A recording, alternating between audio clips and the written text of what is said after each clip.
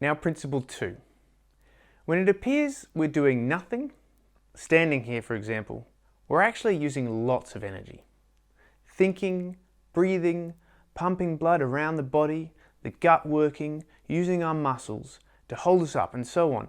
There's actually a lot going on. So all day we're using energy and burning calories even if we don't exercise.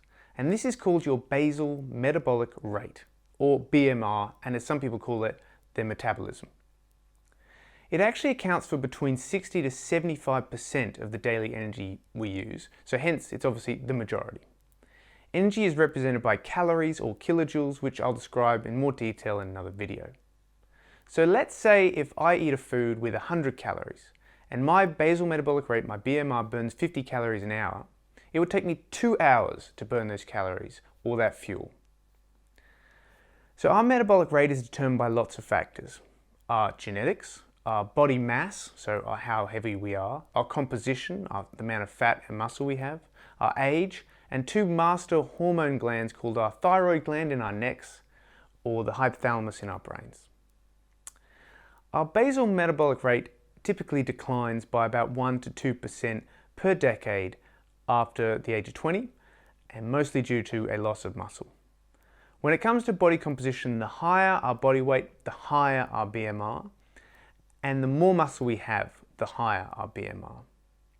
It's very easy again, just like our BMI, to go online and calculate this, and I recommend you do this right after this video so that you know how many calories you're burning by doing nothing. You can see that you might burn 1500 calories just by doing nothing. The importance of knowing this is when we look at how much energy or fuel or calories we're putting in with food, we can easily see we're putting more in than we're burning through our basal metabolic rate.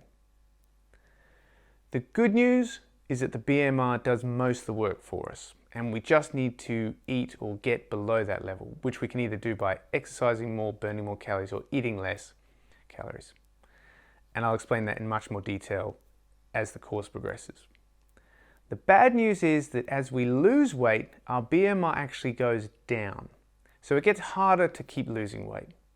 When we reduce our food and energy intake during dieting, our BMR decreases to a greater extent than is expected.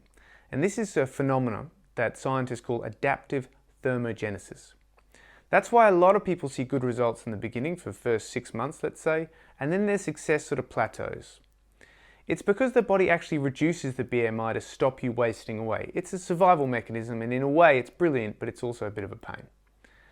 There are many ways to get around this, so don't worry. We shall cover them in more detail in a later video, and I will explain this all in much more detail later.